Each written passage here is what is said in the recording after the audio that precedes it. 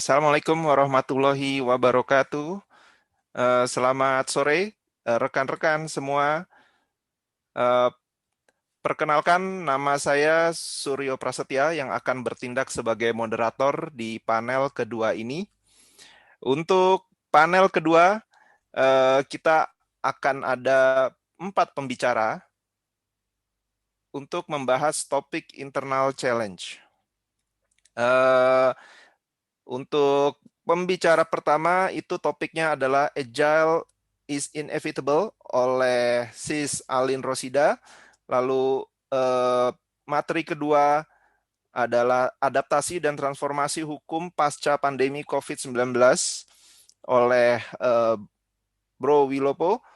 Kemudian topik ketiga adalah Warehouse Transformation in New Normal oleh Bro Devnil. Dan terakhir, topik Digital as Your Surviving Solution Through Pandemic and Going to New Normal oleh Bro Michelle.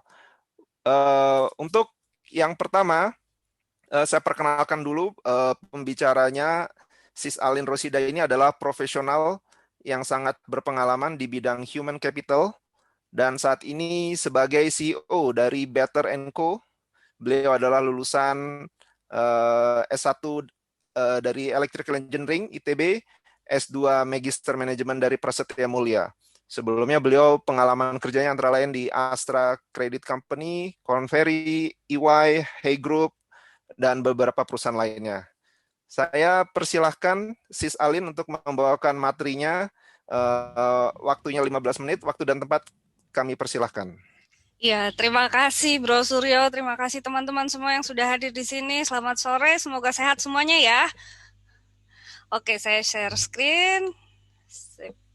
Ya, semoga ini adalah kata pembuka yang selalu ada di mana-mana. Screen saya udah kelihatan kan? Nah, kayak gitu. Semua pasti akan nanya kayak gitu ya Bapak Ibu. Kelihatan. Iya, baik.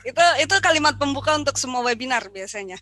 Oke, topik yang akan saya bawakan hari ini adalah tentang agile terkait dengan perubahan di dalam organisasi, bahwa agile itu sesuatu yang tidak terhindarkan ternyata saat ini. Kok bisa sih begitu? Yuk kita lihat sedikit-sedikit ya Bapak Ibu ya. Kalau lihat foto ini, kalau ini ngomongnya 2 tahun yang lalu, ini masih biasa aja, pesta ulang tahun gitu ya. Coba kalau anak-anak kita nanti lihat 10 tahun lagi, wih papa mama nekat banget ya berani-beraninya tiup lilin terus makan kue yang habis ditiup, pasti begitu kan? Atau mungkin kayak gini nih, wih gitu. Kalau kita dulu seneng nih ada konsernya terakhir U2 ya di Singapura ya kalau nggak salah gitu. Ini akan termasuk sebuah kegiatan ekstrim nih 10 tahun mendatang nih. Kalau anak muda zaman sekarang lihat tuh kayak wow gitu. Ekstrim banget kegiatan orang tua kita dulu. Jadi bahwa situasi yang ada saat ini benar-benar merubah seluruh tatanan kehidupan itu sih udah tidak disangsikan lagi ya. Termasuk ini kalau ada paket murah ke Italia, saya yakin Bapak Ibu juga belum tentu ambil sih ya. 5 juta PP all in gitu. Kayaknya nggak diambil juga sih ke Italia untuk jalan-jalan sekarang kayaknya mikir-mikir. Oke, jadi ternyata COVID ini membawa kita ke sebuah era of complexity. Kalau misalnya teman-teman sempat ngobrol waktu beberapa sesi yang lalu, kita bicara mengenai Kinevin Framework, itu tentang bagaimana domain problem itu dikelompokkan. Ada yang namanya problem-problem yang sifatnya membawa kita ke era complexity, yaitu di mana kita nggak pernah menghadapi problem itu sebelumnya, nggak ada patternnya seperti apa, sehingga kita nggak tahu jawaban yang paling benar itu seperti apa. Kita ada di wilayah unknown, the unknown. Jadi kita nggak tahu apa yang kita nggak tahu. Kalau kita nggak tahu apa yang kita tahu atau kita tahu apa yang kita nggak tahu itu oke lah ya. Jadi saya bisa belajar gitu kalau kita tahu apa yang kita nggak tahu. Tapi kita sendiri nggak tahu apa yang kita nggak tahu. Dan di sini kita butuh creative approach. Nah ini adalah domainnya agility itu adanya di sini gitu. Jadi kalau sekarang aja kita nggak tahu seberapa efektif vaksin kan sebenarnya. Saya ngobrol sama kebetulan keluarga saya banyak dari tenaga medis gitu ya. Mereka sendiri ya udah walaupun udah vaksin tetap aja protokol kesehatan tidak berkurang sedikit pun gitu. Jadi nggak merubah apapun karena kita unknown the unknown tadi. Nah, jadi kalau misalnya tahun 2018 semua orang bicara mengenai digital transformation, maka saat ini perubahan yang perubahan yang sedemikian cepat itu tidak lagi dipaksa oleh digital transformation gitu. Perubahannya menjadi jauh lebih cepat lagi karena situasi yang dibawa oleh COVID itu. The pace of change has never been this fast. Jadi perubahan itu nggak pernah lebih cepat dari saat ini.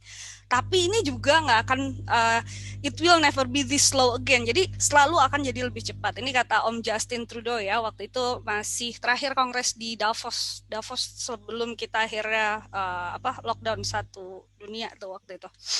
Nah, kemudian sesudah berjalan nih si pandemi COVID di April 2020 masih ada World Economic Forum itu dibahas bahwa ternyata seiring berjalannya waktu successful business itu harus punya kombinasi antara resilience dan agility gitu. Jadi itu kata Pak Mohit Joshi, Presiden Infosys waktu di April 2020. Kita lihat gimana sih perjalanannya, benar nggak sih bahwa organisasi yang agile itu lebih bisa survive dibandingkan organisasi yang nggak agile gitu, terutama dalam era pandemi saat ini. Nah, kita lihat dulu maknanya enterprise agility itu apa sih? Kalau misalnya teman-teman mungkin di sini apalagi yang dari perbankan sudah sangat akrab lah ya dengan praktek agile, misalnya pakai Scrum kayak gitu, Kanban dan seterusnya ya. Tapi ketika bicara mengenai enterprise level, agile di enterprise level itu sebenarnya seperti apa? Ternyata enterprise agility itu adalah organisasi yang merupakan kumpulan dari high performing teams. Ingat ini jadi high performing ya, teamsnya bukan so-so performing gitu ya. Which clear purpose gitu, with clear purpose. Jadi mereka punya tujuan yang jelas dan mereka juga punya skill yang dibutuhkan untuk untuk mencapai tujuan itu. Jadi ada satu kata yang selalu jadi kunci di dalam agile yaitu clear purpose. Mereka sering sebut itu sebagai North Star. Karena apa? Karena di dalam kompleks sistem kita nggak tahu detail step by step-nya harus ngapain. Yang penting kita tahu apa yang mau kita tuju. Kalau kita mau dari Jakarta mau ke Bandung, yang penting kita tahu kita mau ke Bandung. Apakah nanti lewat Jagorawi atau lewat Cikampek, kita masih belum tahu nih.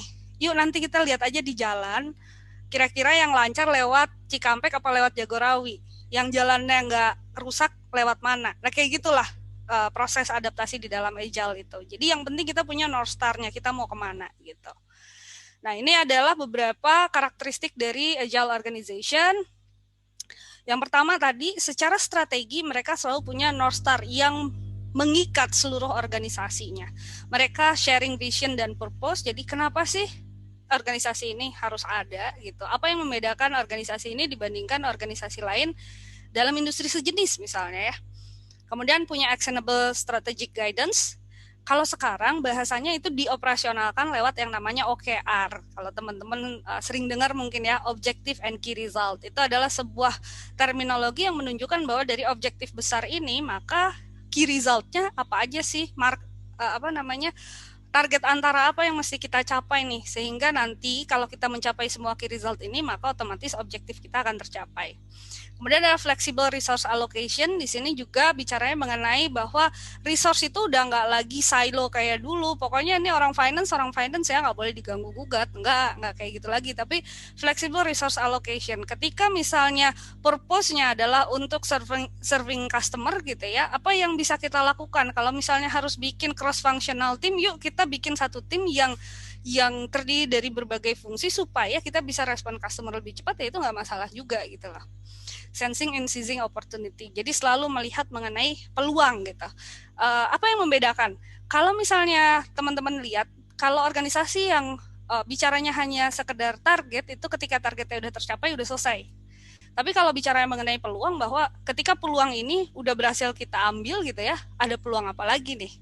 Jadi organisasi yang agile itu biasanya growth-nya nggak dibatasi oleh target, tapi growth-nya itu memang untuk menjawab semua peluang yang ada. Gitu. Itu dari sisi strateginya ya. Apakah ini ada organisasi kayak gini? Ada. Di Indonesia pun sudah banyak organisasi yang kayak gini. Jadi teman-teman nggak lagi ngobrolin organisasi yang kayaknya cuma ada di negara lain deh. Nggak kok, di Indonesia juga banyak gitu. Kemudian struktur ini biasanya strukturnya lebih flat gitu ya. Bukan berarti tanpa struktur, karena tetap struktur itu dibutuhkan bukan untuk tujuan distribusi power gitu kalau di sini strukturnya, tapi untuk lebih membagi horizon berpikir.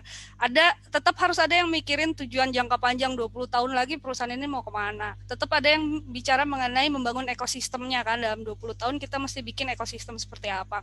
Tapi ada juga yang membuat itu teroperasionalkan di titik 5 tahunan, 3 tahunan, 1 tahunan, bahkan 1 bulan dan 1 minggu kayak gitu. Jadi struktur itu bukan dibuat untuk distribusi power. Kemudian ada clear accountability dan roles, bahwa setiap orang itu diberikan penjelasan mengenai ekspektasi apa yang diharapkan dari roles-nya mereka, sehingga mereka bisa bilang bahwa saya bisa berkontribusi di area ini. Bahkan mereka nggak harus hanya standar kepada job desk-nya aja, tapi juga saya pengen kasih lebih.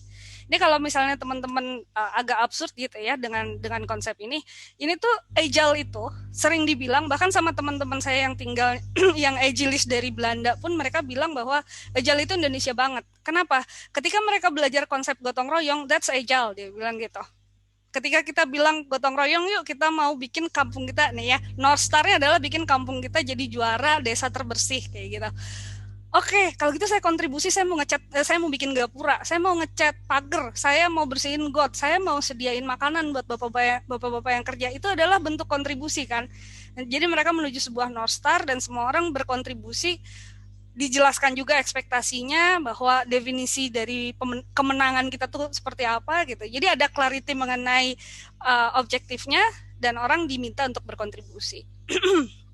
Yang ketiga adalah proses. Di sini ada rapid decision dan learning cycle. Kenapa penting learning cycle ini? Karena tadi ya, kita ada di ranah kompleks sistem yang unknown the unknown. Jadi kita coba aja dulu.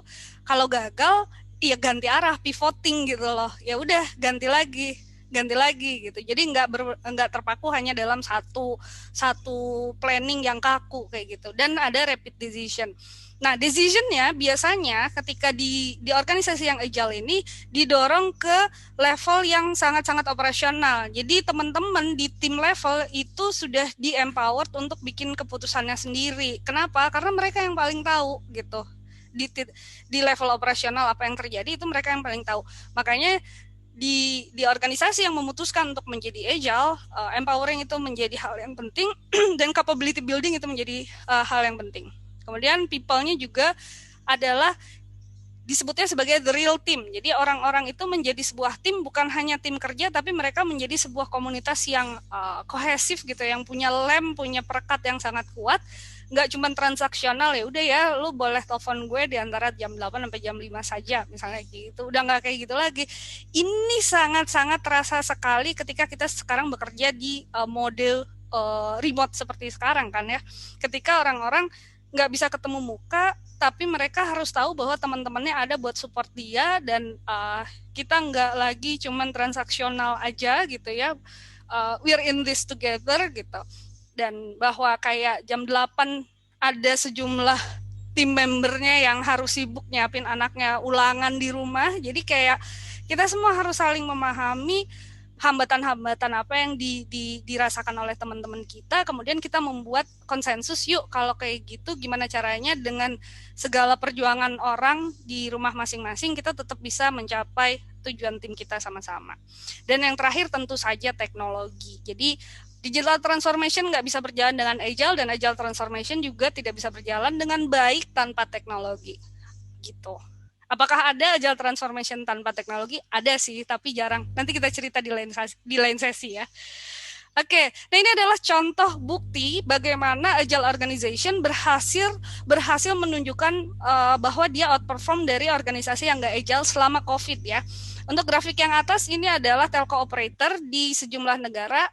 Ini dari risetnya McKinsey menunjukkan bahwa telco operator yang beroperasi dalam mode agile itu mereka bereaksi faster hampir 6 kali dibandingkan dengan yang tidak agile. Jadi di sini ada agile maturity levelnya, seberapa agile organisasi tersebut. Organisasi yang sangat agile itu bereaksi dengan lebih cepat. Bagaimana mereka launching produk yang terkait COVID dengan lebih cepat, kemudian juga mereka launching inisiatif-inisiatif yang bisa membantu customer-nya untuk menghadapi COVID dengan lebih cepat. Nah, itu bisa dirilis sangat cepat oleh organisasi yang memutuskan untuk agile.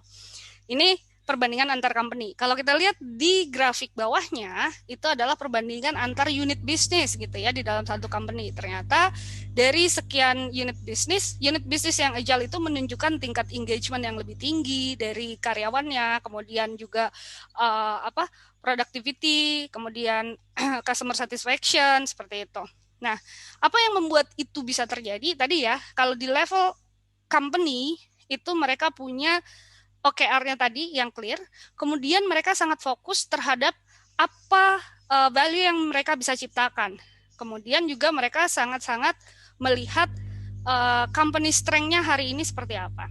Kalau kita lihat di dalam situasi COVID saat ini, banyak orang bicara mengenai cost efisiensi gitu.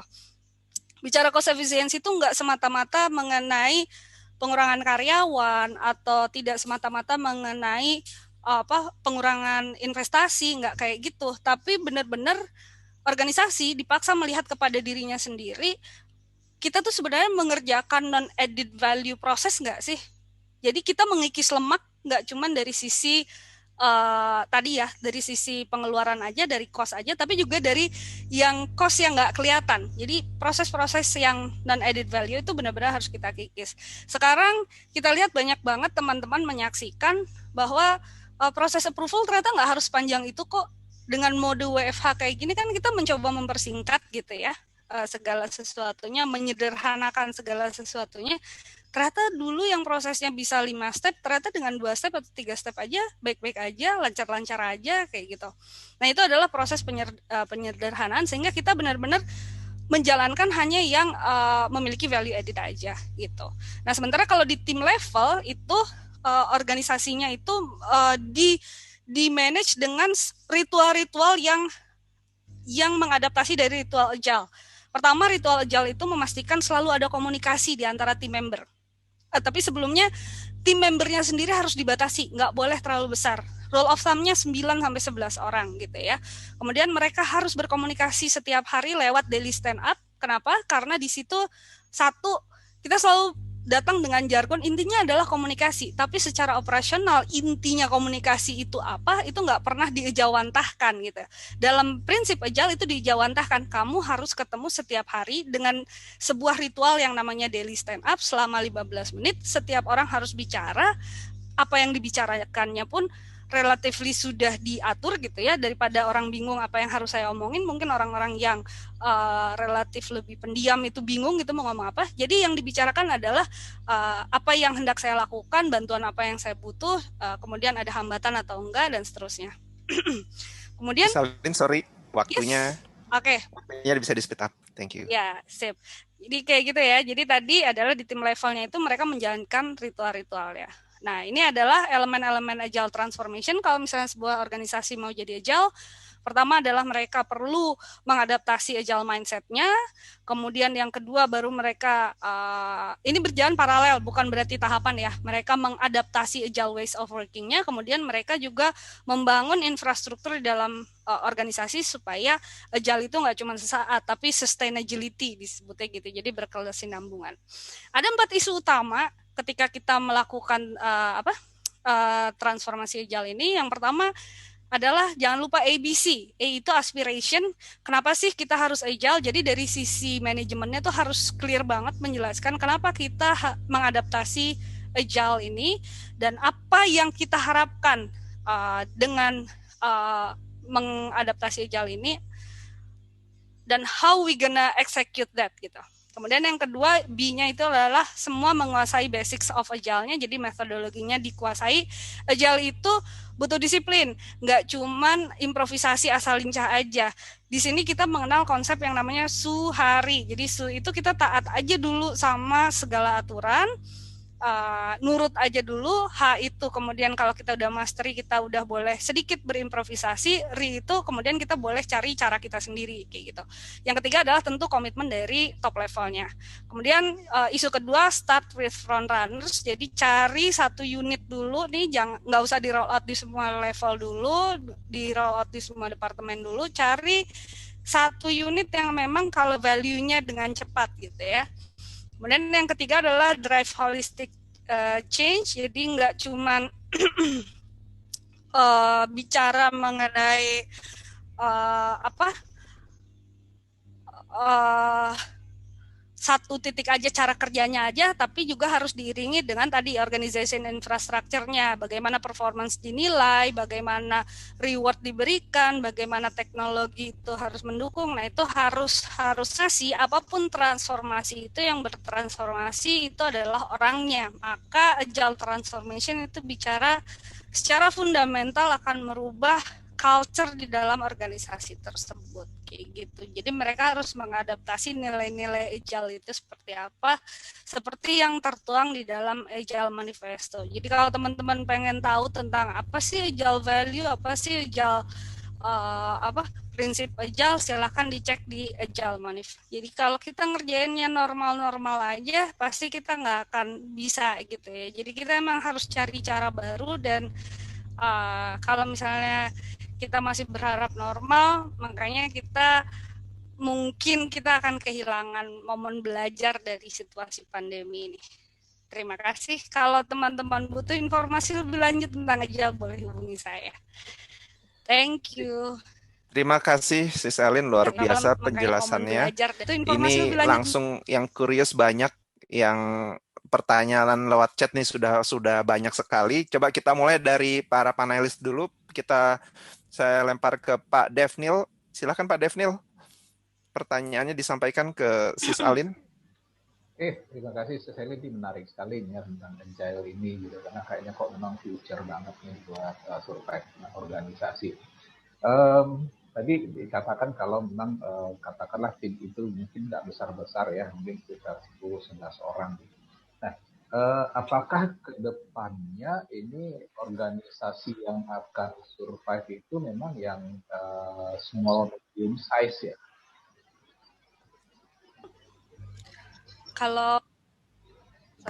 Ini feedback nih suaranya.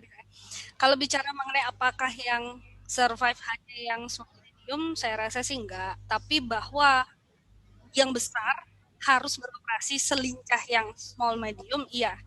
Jadi kalau orang kaya lama itu ngomongnya pakai Alphard kemana-mana, mungkin Bapak Ibu bisa mulai ganti ke Ducati gitu, sama-sama keren gitu, tapi lebih lincah gitu sih Pak bahasanya. Jadi bukan berarti kayak perusahaan besar nggak punya kesempatan lagi, nggak, asalkan perusahaan besar itu mau mencacah dirinya menjadi kapal-kapal kecil yang lebih lincah gitu sih.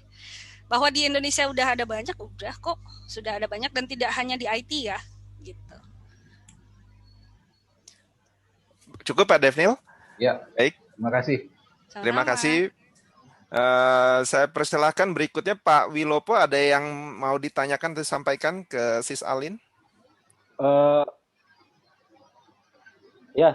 Sis Alin, ini menarik sekali ininya ya. Mengenai kalau untuk konteks organisasi pemerintah mungkin nggak sih itu diterapkan agile itu? Di sejumlah organisasi pemerintah di Belanda, badan pertanahannya tuh udah. Kemudian kayak badan perairan Australia juga udah mengadaptasi agile ini gitu ya. Mungkin di Indonesia saya pernah dapat beberapa undangan gitu ya, tapi saya belum tahu sejauh apa implementasinya gitu. Karena kalau training aja kan berarti mereka sudah implement gitu ya. Jadi kalau implementasinya biasanya, karena ini akan nyambung sama pertanyaan Mas Fajar, Bro Fajar, bahwa ini akan nyambung dengan culture.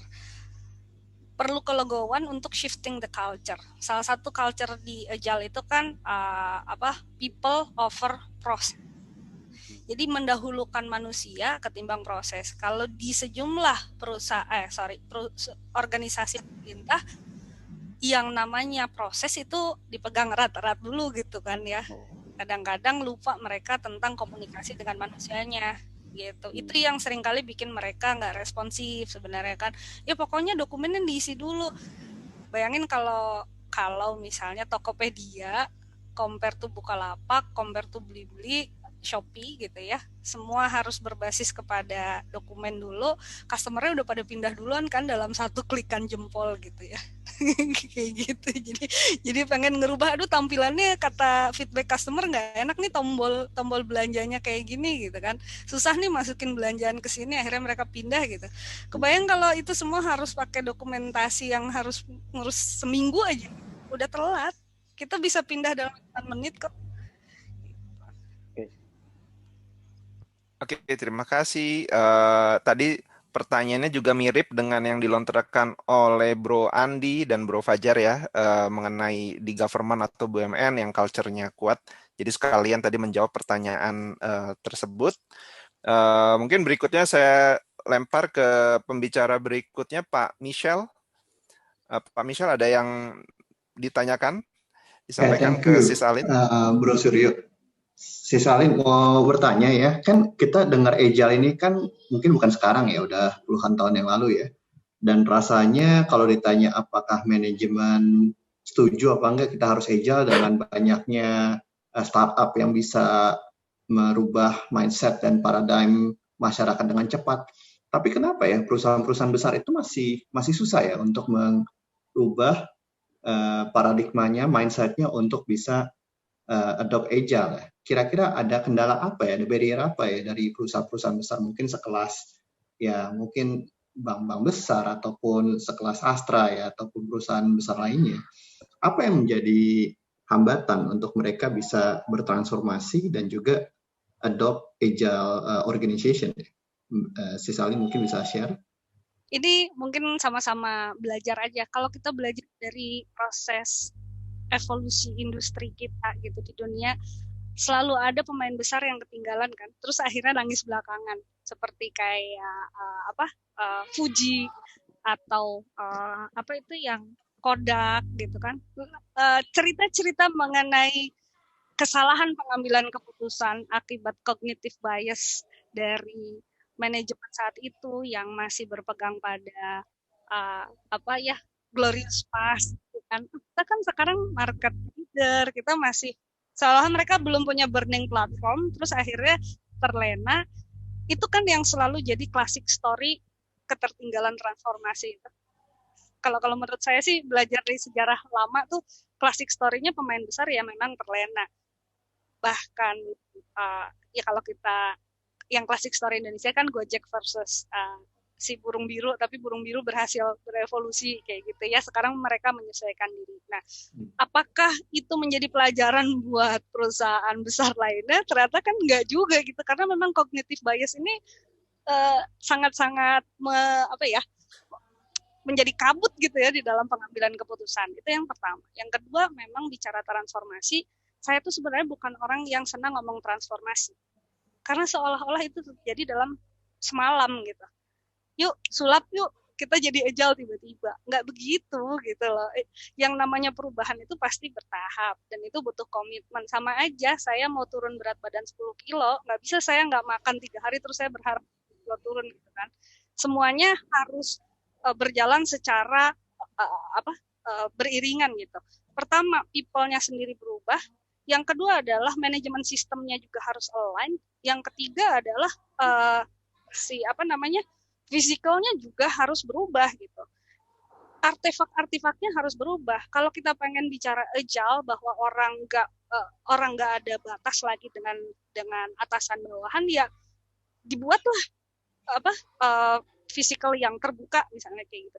Tapi kan nggak kayak itu. Saya baru aja dapat kayak curhat gitu ya dari salah satu direksi yang bilang bahwa ketika manajernya itu dibuang ruangannya, itu ada pride yang hilang. Kenapa? Karena dia mimpi kok 10 tahun terakhir bahwa saya akan duduk di ruangan itu, yang ada kursinya, yang ada 2 kursi di depan saya, yang saya bisa tutup pintunya, saya bisa duduk sebagai seorang manajer, sebagai seorang GM, sebagai seorang EVP misalnya kayak gitu. Itu mimpi dia berpuluh-puluh tahun gitu loh. Jadi merubah mindset orang itu nggak bisa gampang.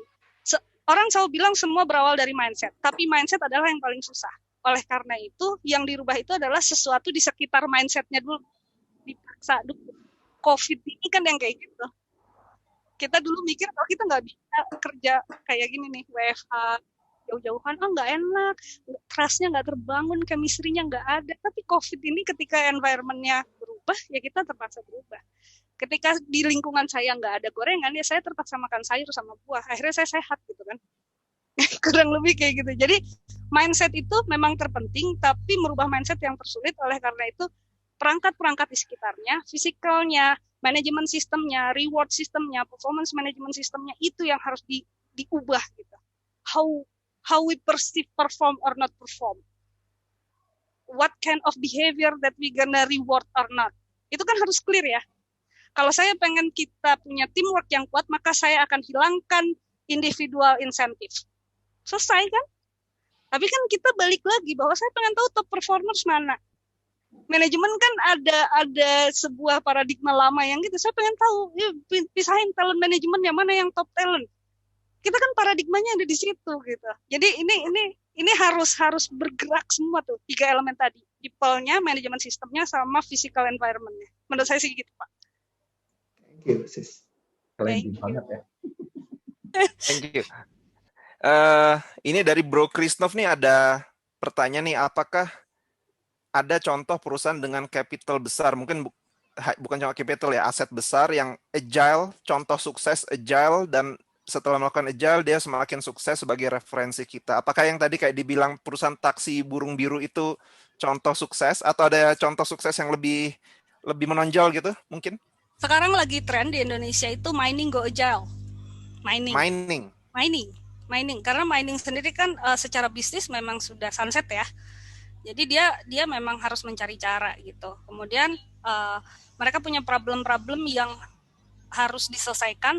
Nah sekarang tipikalnya perusahaan mining itu kalau kamu punya problem yang nggak bisa selesai dengan cara biasa, bikin scrum team deh, gitu. Sok bikin scrum team. Gitu. Jadi memang tidak satu enterprise dibuat agile, tapi untuk kompleks problem mereka bikin agile team. Gitu, itu lagi tren tuh sekarang mining goes agile tuh. Oke, menarik sekali. Dari saya juga sebenarnya pengen nanya nih, kan ada mindset, kalau milenial itu, ya, generasi milenial itu lebih agile anak-anaknya gitu. Kalau generasi kita nih yang X gitu, ini lebih susah nih agile. Itu benar nggak sih mindset seperti itu? Secara general? Enggak sih kalau menurut saya. Bahwa milenial itu lebih technological savvy, iya. Tapi kalau bicara mengenai agility, semua orang punya peluang yang sama. Menurut saya begitu. Karena milenial sendiri kan baru ya masuk ke dunia kerja. Untuk menjalankan apa yang harus saya kerjakan juga nggak semuanya bisa langsung tahu gitu. Jadi kakak-kakak nih kayak kita kan tetap memang harus ngasih teladan dari sisi ini proses standar. Kayak saya yakin teman-teman di sini kayak banyak dari perbankan ya. Yang namanya perbankan, compliance, kemudian kontrol risk itu pasti harus dijaga dengan sangat baik gitu. Itu nggak bisa, bukan berarti nggak agile, tapi itu ada satu pilar yang memang harus dijaga. Cara kerja itu kan mereka juga nggak tahu gitu. Milenial tetap harus memegang hygiene factor sebuah industri itu tetap harus dijalanin gitu. Tapi bagaimana culture itu dibangun itu sangat dipengaruhi oleh leaders. Kenapa milenial cenderung dibilang lebih agile? Mungkin karena tuntutan milenial sekarang kan pengen suasana yang egaliter gitu ya, empowering, purpose driven gitu. Itu kan value-nya value agile tuh yang kayak gitu. Mereka memang begitu lihat konsep agile langsung buy-in.